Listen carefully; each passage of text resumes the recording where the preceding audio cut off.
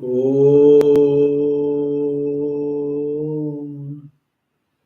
Om.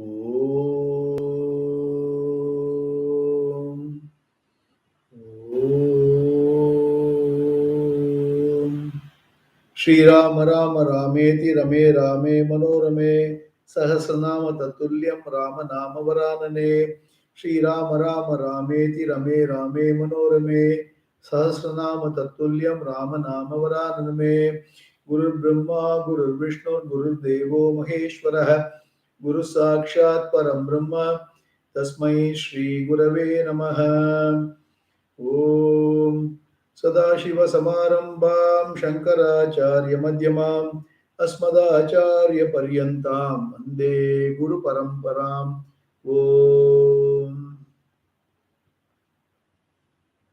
Pranams to the lotus feet of the Lord, pranams to all the Mahatmas and Gurujis, pranams to all of you. Let us chant shloka number 37.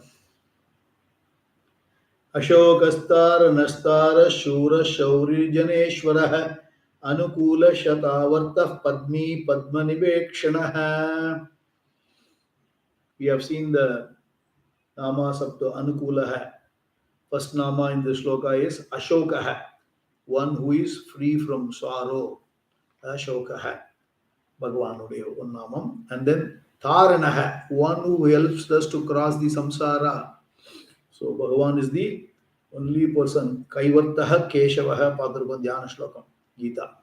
Then Taraha, one who saves us from the fear of samsara itself. Taraha.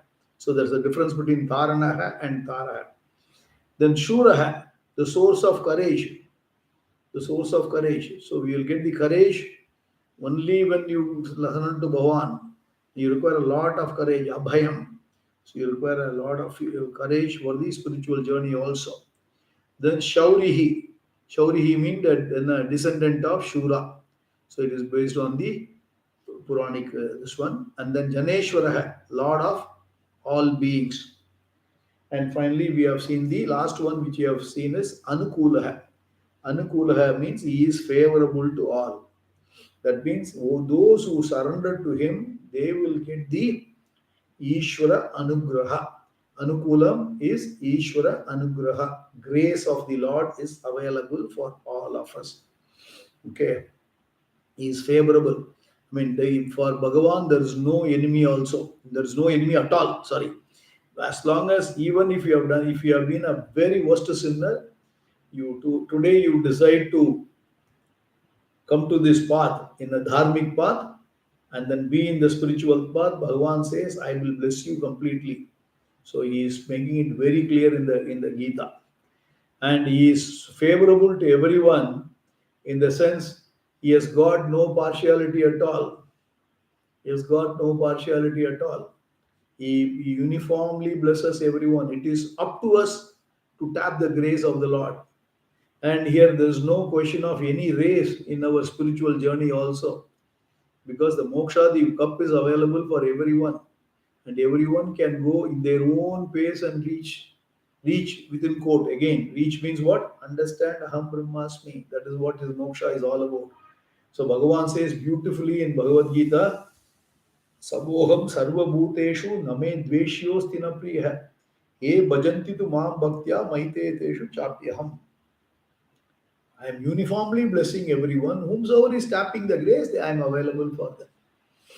You have got the Wi-Fi available everywhere. When you have got a cell phone and you know the passcode for the Wi-Fi, you can tap it and you can use it. So Bhagavan's grace is like the Wi-Fi nowadays. Everywhere you go, Wi-Fi is available. And the human, our Manisha is what? They are all the cell phones. Only thing is you need to know the passcode, how to access the Wi-Fi. That passcode is what? Sharanagati. Nishkama Saguna Ishvara Upasana. That's what Sharanagati. You surrender to him, think of Lord. And he says, Ananyas Chintayam Tomam Yajana Paryupasate Tesham Nitya Vyuktanam Yoga Kshemam Vahamyam. I will take care of everything. In fact, Acharya says in the Saundaryalagiri, equivalent of reference, which occurred in my mind, I thought I will share that also. That is in the Saundaryalagiri, there's a beautiful shloka which is coming. I thought I will share that as well, equivalent to this, and I'll give you the meaning of this briefly as well. दृशा द्रागीयस्य धरदलितनीलोत्पलरुचा द्वदीयां सन्दीनं स्नपय कृपया मापभिशिवे अनेनायं धन्यो भवति न च ते भवति न च Teh निर्यता वने वा हन्ये वा Samkar निपोतो हिमकरः. Here she says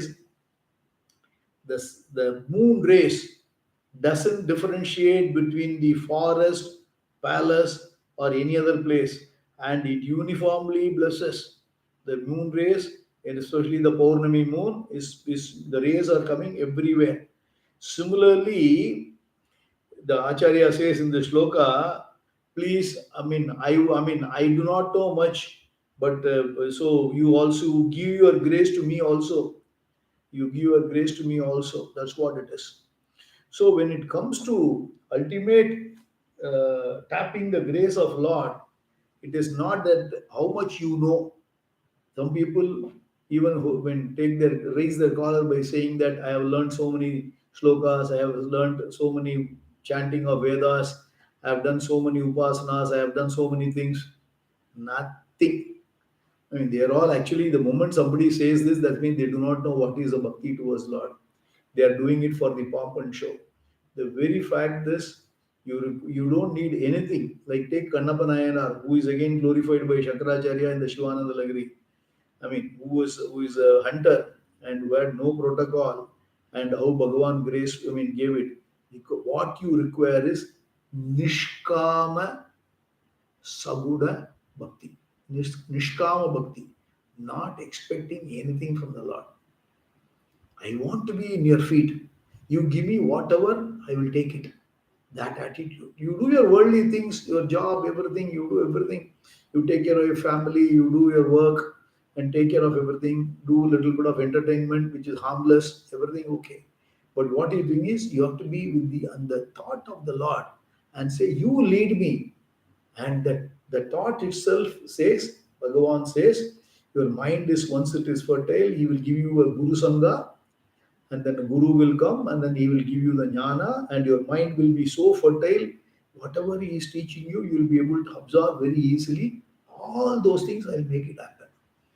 So Bhagavan is Anukula, he is here available.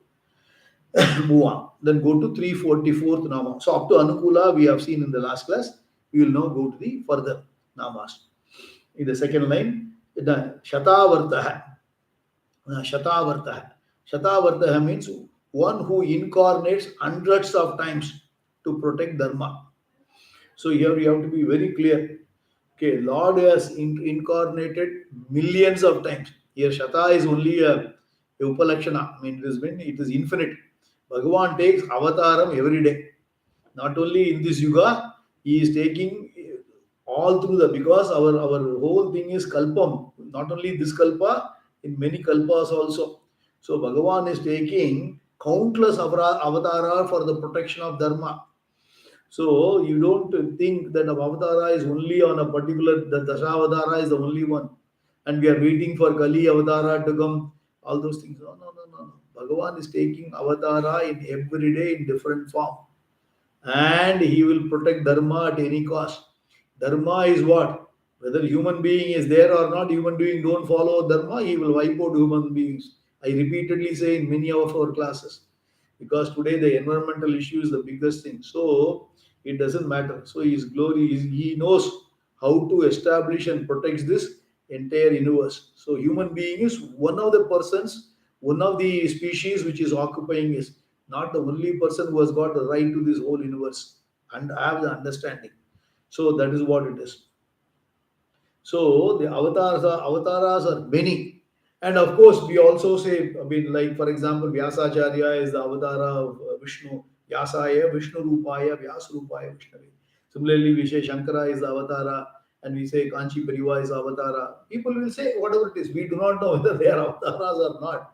But avatara, I mean, we praise them, we glorify them. This Lord's avatara. So Lord is coming in different forms and different places in different ways.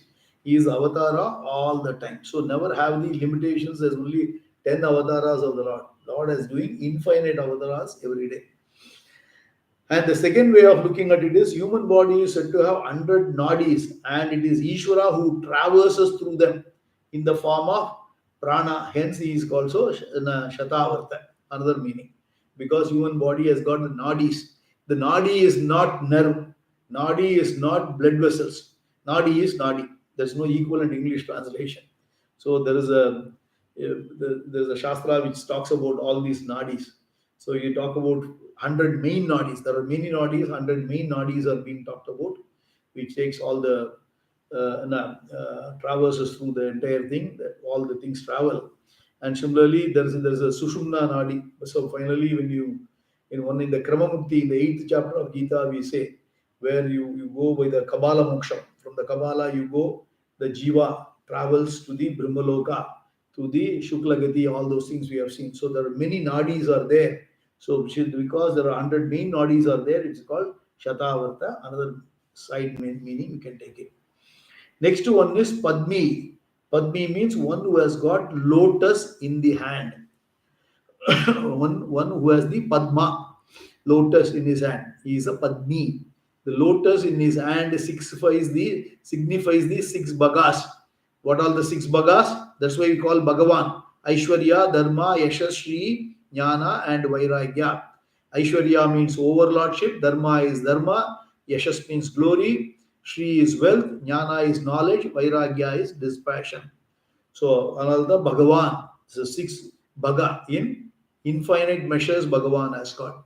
So that is signified by the lotus which is carried by the Bhagavan. That's what it is.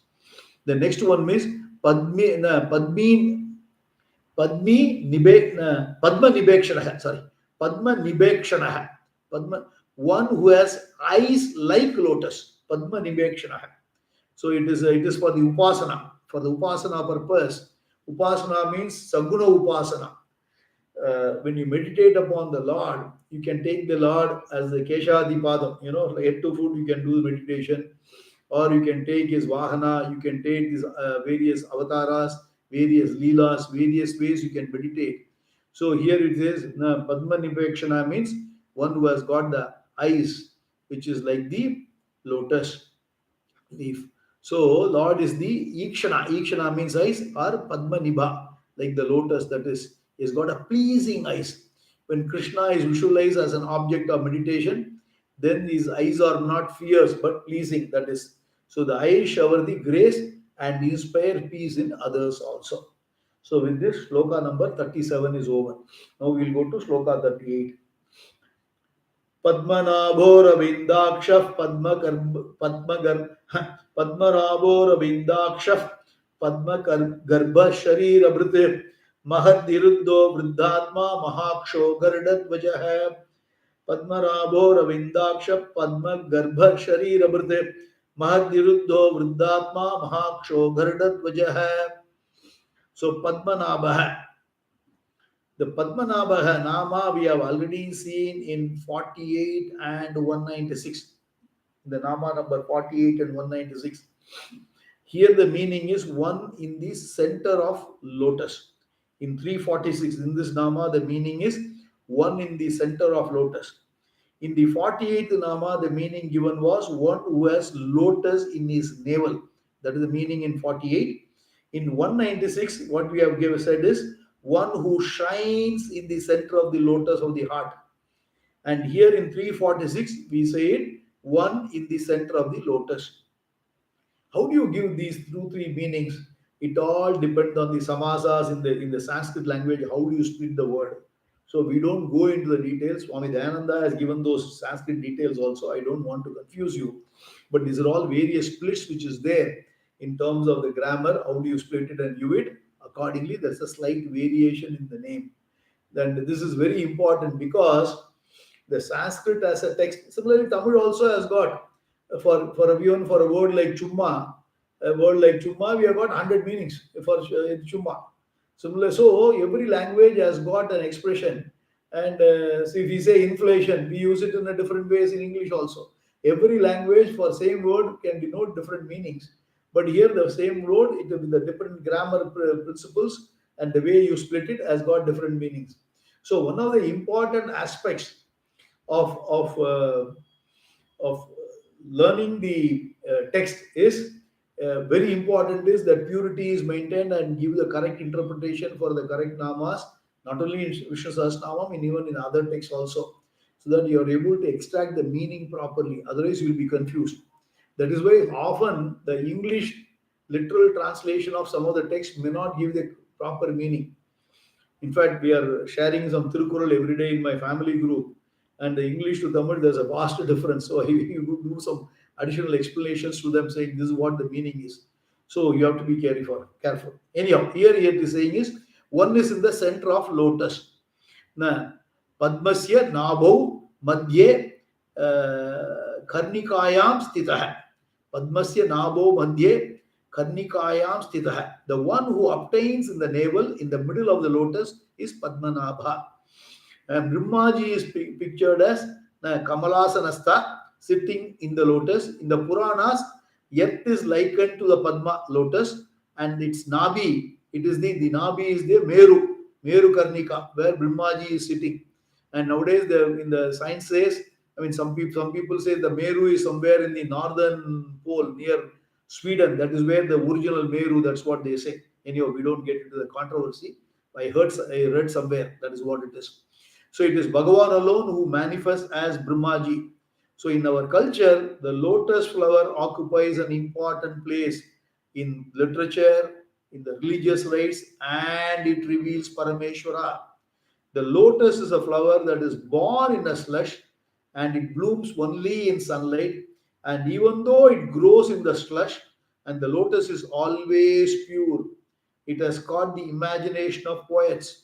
Ever since science confirms this fact that nothing can stick to the lotus petal. Okay, even sorry, not even even since even science has confirmed, not ever since. Even science confirms that nothing can stick to the lotus petals. The heart is compared to the lotus. Now we call it as a Hridaya Pankajam. Pankajam means lotus. The Lord resides in everyone's heart as one's Atma. Aradayami Manisannibam Atmalingam Mayapuri Hridaya Pankaja Sannivishtam. Pankajam, Hridaya Pankajam. This sloka comes in the Shivamanasa Puja Dhyana sloka. So, Hridaya Pankajam. So, that's what. So, Padmanabha. So, it's a very, very profound meaning. Then, Aravindakshaha. Aravindakshaha means one who is lotus-eyed. This is for Upasana again. When you meditate upon the form of the Lord, you meditate upon Him as He is having eyes that is long and pleasing like Aravinda, the lotus petals. So the avatar forms of Rama, Krishna can be taken for meditation. You can take any form of God. Rama, Krishna, now Navaratri is coming, Durga, Lakshmi, Saraswati, whomsoever is your favorite deity, accordingly you take that as the alambanam, the symbol, and you can visualize. You can visualize. So that's what it is. Visualization is a very, very powerful technique. Even in the normal modern life also, they talk a lot about visualization. That is what is meditation is all about. When you focus on meditation, when you look at the Lord with all the things, then you are getting the concentration first. The very purpose of upasana is to develop the concentration and get finer and finer focused concentration. Then when it comes to jnana, that concentration is extremely required.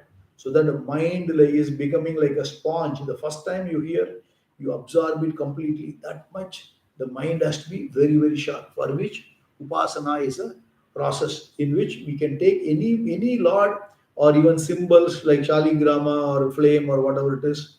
So all those things you can take it. So here is the Aravindaksha is one who is lotus eyed. Then next one is Padma Garbha. Padma Garbha.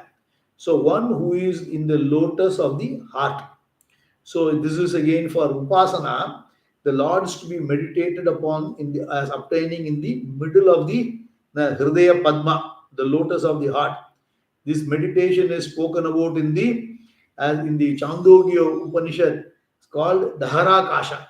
Dahara means the space, the space within the heart. Because every human heart, I'm talking about only the physical hridayam. which is the left side of the every human anatomy, and the space there actually angushta matrena. It is actually the space here is everybody's whatever the thumb. That space is there in the hridayam, and that space is meditate upon where Lord is there, because we take the heart as being the locus of the mind. That's what we say. So here we have to note one important point. The two names Padmanabha and Padmagarbha are connected, because the first one Padmanabha, what we say one is in the center of the lotus. So he obtains. So here he obtains in the middle of the lotus of the heart. He is Padma Garbha, means one who is within the closed lotus of heart. This lotus opens only in the wake of knowledge. Wake of knowledge. Unless the sun of knowledge is there, the lotus will not open. So you will not be able to recognize him. When the sun of knowledge rises in the firmament of buddhi, then you will recognize him. So the lotus of buddhi is Upalabdhisthana, the place for recognizing him. So it is very much connected. These namas are interconnected. So what we have to think, we have to recognize the Lord. Ishvara Sarva Bhutanam Hrideshe Arjuna Tishtati. So that is half quoted in the Bhagavad Gita also. Then the next one is Sharira Bhrit. Sharira Bhrit, one who is the nourisher. One who is the nourisher. So it is said that Bhagavan is in the heart. Then immediately the conclusion is then Bhagavan is adya, I mean the contained. Bhagavan is contained where? In the physical body within the heart. So with the physical body becomes a container, and Bhagavan is the content who is enclosed and who is held up in the heart. So that's what heart is, the adhara, the container. So the body would become the location for the Bhagavan. So this is what we conclude. So what happens is, in fact, it is the other way around. In fact, everything is located in Bhagavan only, including the physical body, because Bhagavan is Sarva Vyapi. He is all pervading. But what we say is he is there in the heart also. I mean, also you have to add. It is not that he is only in the heart. He is everywhere for us, because heart is what is where the mind we say, that is where the buddhi we say. So when you say buddhi is the where the knowledge has to take place, so that is where he is seated in the heart. We take it. That's how it is described there. So that doesn't mean Ishvara is not elsewhere, because he is enclosed there and only in the knowledge it will open. So he is located. No, Bhagavan is not located. In fact, everything is located in the Bhagavan. Bhagavan is the adhisthana of everyone. So Ishvara is to be there, is there everyone. So recognition takes place in the buddhi. Where recognition takes place, there alone non-recognition is also present, isn't it? Where recognition takes place, there also the ignorance is also present. So buddhi is the place of recognition, because ignorance and confusions are only there. So enlightenment with the knowledge is the only for the buddhi, and that is equivalent to like opening the heart or rising of the sun. So the misconception that may arise from the previous nama, that that Lord is like a tenant who is accommodated in the body, is removed by this name Sharira Bhrit. He alone accommodate all the shariras. In him alone everything is contained. He alone sustains all of them. Anna Rupena, Prana Rupena, in the form of food and air. So here he is Sharira Bhrit. Also because Swa Maya Sharirani Bibarti. So he, with his Maya Shakti, he takes up various bodies in various avatars also. So Sharira Bhrit. Understand? Then Maharriddhi. Maharriddhi means one who has got countless glories. Riddhi means wealth, prosperity, glory. Maheshwara is one who has one with Mahati Riddhi. Mahati Riddhi, countless glories, immeasurable wealth and prosperity. So if you look at all the glories of Ishvara, severally it is countless. It is countless. And when we look at any minister, says railway minister, his glory extends only up to the railways. Okay, anybody has to earn the glory, and it is only a limited glory. Whereas if you look at the Bhagavan's glory, it is not earned. Bhagavan is got all the glories, that too in abundance, in infinite. It is Mahati. Suppose you say the Lord is all power, all wealth, all prosperity, then it is His limitless glory, omniscient, omnipotent, omnipresent, all those things we say, right? All these things what? It is all Bhagavan's glory. In fact, Bhagavan says, when Arjuna says, ask Bhagavan in the 10th chapter, Vibhuti Yoga, where Arjuna is asking a question after Bhagavan explains who really the Lord is. And he says, give me something for me to meditate upon the Lord all the time. Then Bhagavan says, my glory is limitless. I will give you a few samples. Antate katayishyami divya atma bhudeha. Pratanya kurusreshta nasyatyo vistarastame.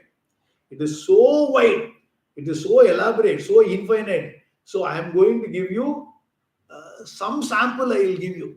That's what. And then he starts enumerating various things in about 18, 19 shlokas. He enumerates various hand-picked about 70, 80 glories. But don't think only Bhagavan is there only.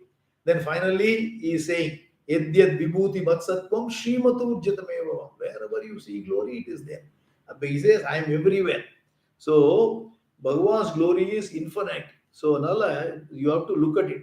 So do not get what is the meaning of this? So let us, what is the extract? When you say Bhagavan's glory is everywhere, then what is the takeaway for us as a learning? Because we are learning so many namas.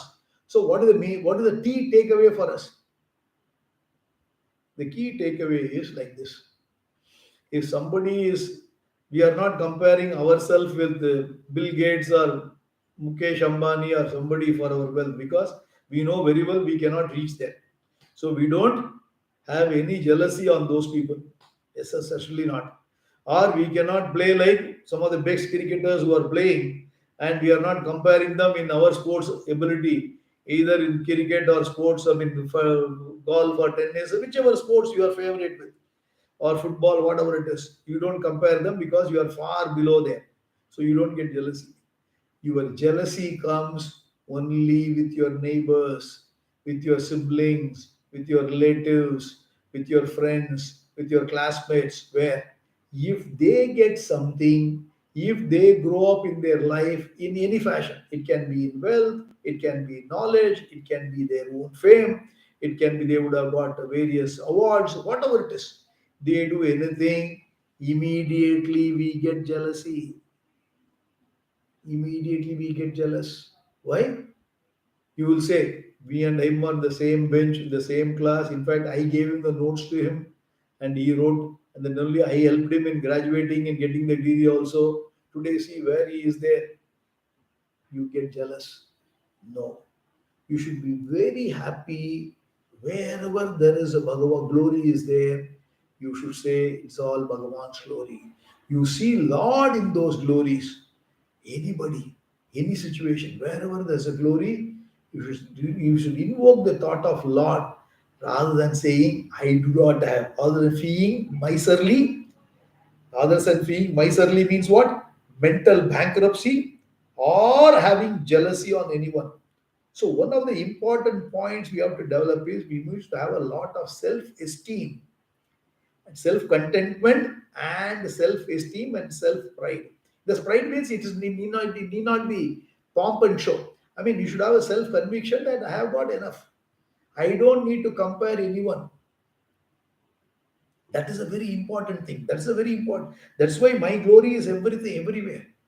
So it is not that it is sitting in the cloud and that's where the glory is. So everywhere, wherever you see anybody with any skill sets, knowledge, fame, anything, you have to see Lord in them, and you don't put yourself down, and you don't see others as being great and feeling jealous. Similarly, vice versa. You may be a big person and others may not reach your place. There also, the glory, whatever you have achieved in your life, in any sphere of life, whatever you have achieved, all the achievement is because of Ishvara Anugraha. You are endowed with certain IQ when you are born. All Ishvara Anugraha. You are endowed with a good family, Ishvara Anugraha.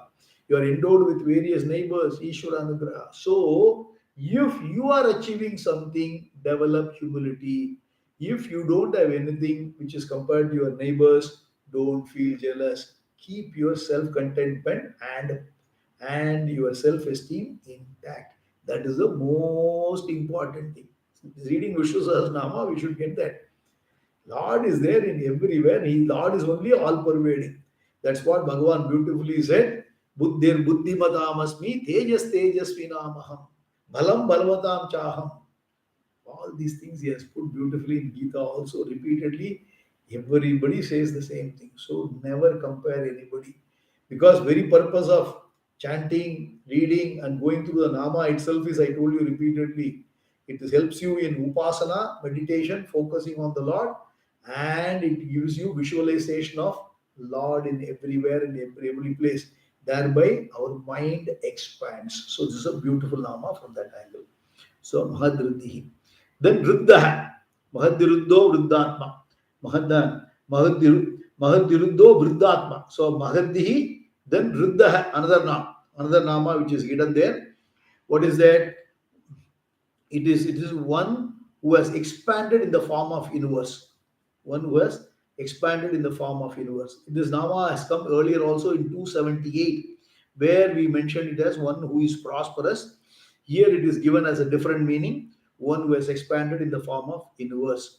Because as I told you, Shankara Bhashyam is the one. Adi Shankara has given a commentary on Vishnu Sahasranama, which is great. So that is where we are taking and doing it. So uh, that you follow, because that's what we said in the Padmanabha also, various names at various places. So all because of the Bhashyams based on which we are doing it. So just to give you a recap. So Bhagavan is Riddha, glorious and prosperous. These Riddhis and the glories and prosperity that Bhagavan has got are not earned glories like ours. So his Riddha is by nature, Bhagavan is glorious. The entire Prapancha, universe is his glory. Or he is the Riddha because he has expanded in the form of universe. In the form of universe. And why he has expanded in the form of universe? Why Bhagavan has come and then given us all these things? Why his glory is everywhere? Why he has given? Because what I mean, we have talked about it earlier also, just a reminder again. Bhagavan is giving this whole universe for us to exhaust our punya papa. Because we earned a lot of punya papa in the past janmas, and every jiva, not only humans, every jiva has to exhaust in different forms again. That's why there's a playing ground. So the whole universe is a bhojya padartha. So for us to enjoy means for us to experience, That's why the whole universe is given. So Bhagavan has given all these things. And of course, here what we are supposed to do? We are supposed to break the cycle of samsara by being with the Lord and finally getting a jnana. So that we need to understand, for which this is a stepping stone. That you understand Bhagavan's glory is infinite and he is expanded in the form of universe itself. Sahasra Sirisha Purusha, Sahasraksha Sahasrapad, Sabhumim Vishuddha. So all those things we are seeing in the Purusha Sutta. Then Vriddhatma. Vriddhatma, he is the one who is full grown nature. Full grown nature. So he is a Vriddha means the word comes from the root Vridd. In the meaning growth, can indicate one growth. Normally one growth is spatially or temporally. So here Vriddhatma, one who is full grown means what? Bhagavan has got no time or any limitation. He doesn't have any time and space limitation. Even time and space is created by Bhagavan. So he is beyond time. So he is the cause of even Brahmaji and others. So space-wise also he is Vriddhatma because with the help of Maya, he is the Riddha has expanded as though to the maximum in the form of this entire universe.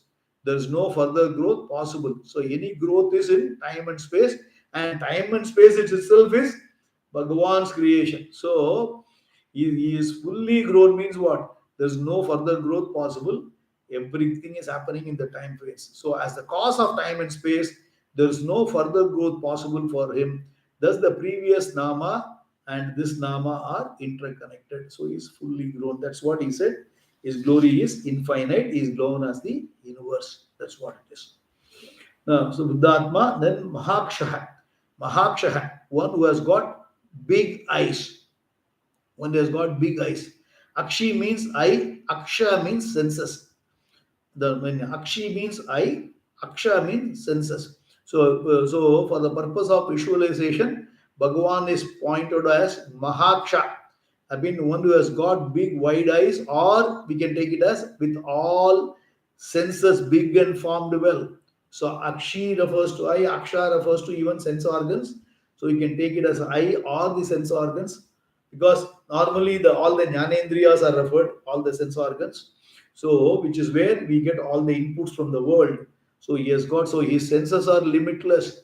Without the sense organs, therefore, and therefore this is he is one who has got the senses with are limitless without sense organs, and therefore there is the limitations.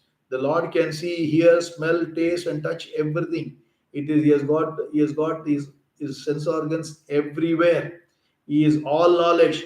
So he has got all knowledge even without the senses. He is a Mahaksha. So these are all the words. So what is the meaning? What is the prayojanam for us? What is the prayojanam for us?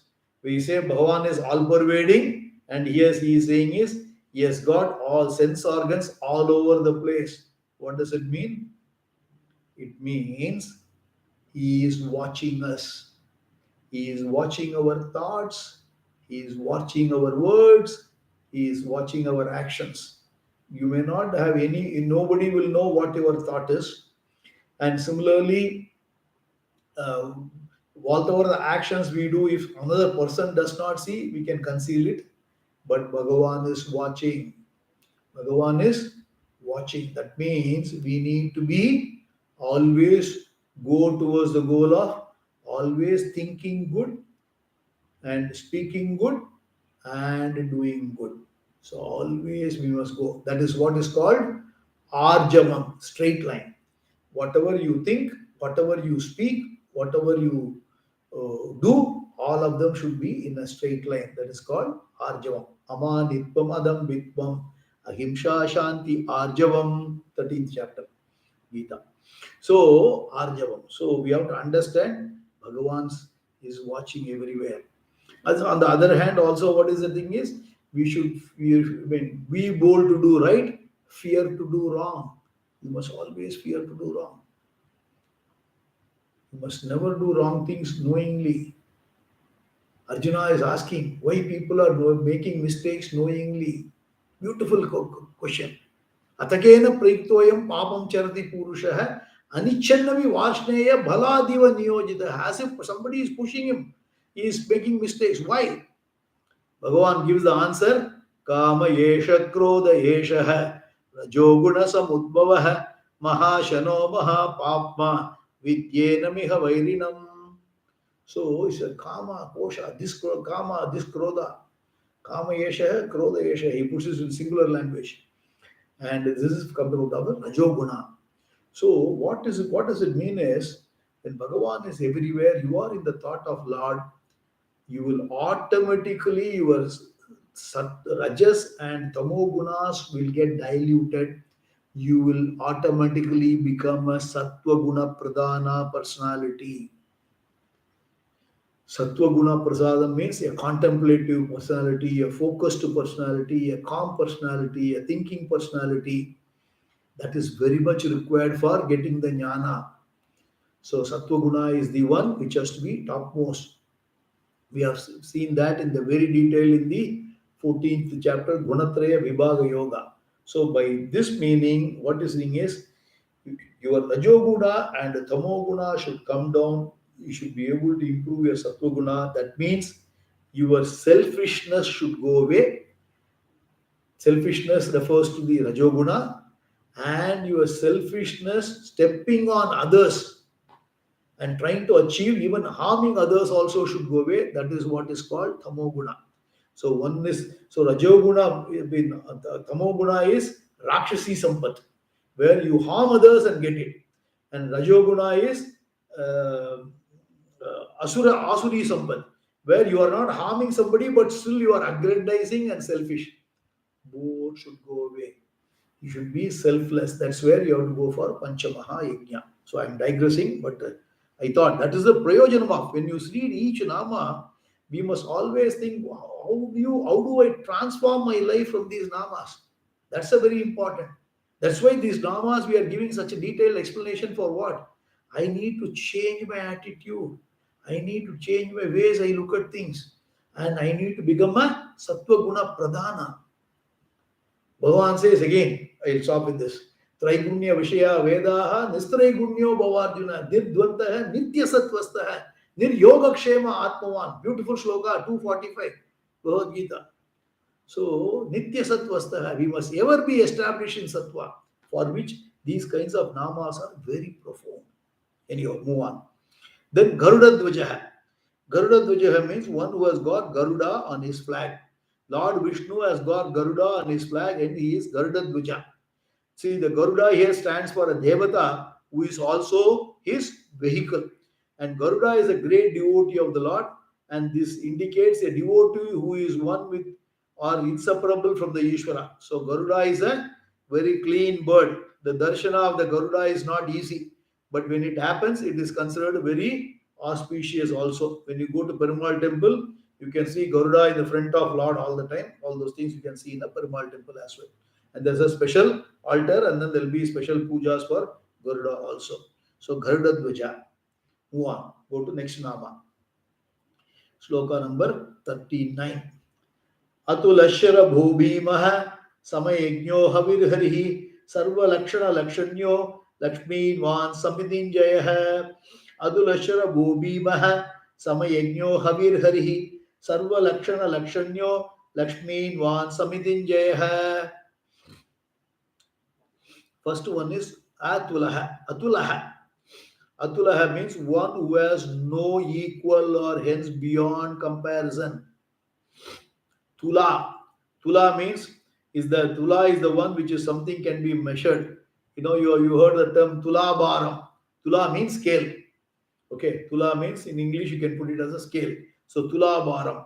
I mean, the other way where you can measure it or you can compare it, right? In a Tula Bharam, you put one side the weight, another side you sit, you know how much you are weighing. So one is measurement, otherwise it is called comparison. So Tula is a balance, and an Upamana, a comparison, helps to measure, to judge and understand. If one does not know what a bison is, then we can say the bison is like a buffalo. It is a Upamana or illustration. And Bhagavan has no such upamana, no tula, none to measure him. He cannot be compared with anything. Atulaha means he cannot be compared with anything. From the standpoint of his essential nature, he is limitless and has got no form or attribute to be compared with. So further, he is the only one, and the second thing is not available for comparisons, and he is Atula. Even from the standpoint of him being Ishvara, the Maya Shakti, there is none equal to him. In fact, Arjuna tells in the Bhagavad Gita, he said, there is na tvat samaha asti. In the 11th chapter, in the Vishwarupa, there is none equal to you. And how can be somebody who is superior to you? That's how that particular nama comes. It is 1143.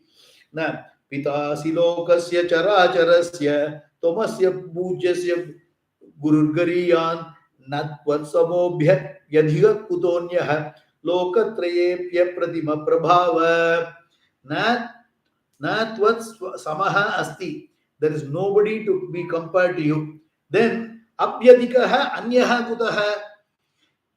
How can there be somebody who is superior to you? So Arjuna says about Krishna to him when he is showing the Vishwarupa, there is nobody equal to you. How can there be somebody superior to you? That is what he is giving there. So Bhagavan cannot be compared at all. He cannot be compared. So where is the equality? Where is the possibility of one greater? Because there's nobody equal to him. There's none equal. He is the only one. He is the only one, so it cannot be compared at all. So Atulaha. So with this, we'll stop here. We'll continue this Nama series further in the next class. Om Purnamadah Purnamidam Purnat Purnamudachyate पूर्णस्य पूर्णमादाय पूर्णमेवावशिष्यते। ओम शांति शांति शांति। लोका समस्ता सुखिनो भवन्तु। लोका समस्ता सुखिनो भवन्तु। लोका समस्ता सुखिनो भवन्तु। स्वस्ति प्रजाभ्यः परिपालयन्तां न्यायेन मार्गेण मही महीषाः गोब्राह्मणेभ्यो शुभोऽस्तु नित्यं। लोका समस्ता सुखिनो भवन्तु। श्री गुरुभ्यो नमः। श्री कृष्णार्पणमस्तु। इंशा Krishna will continue next class. Hari Om.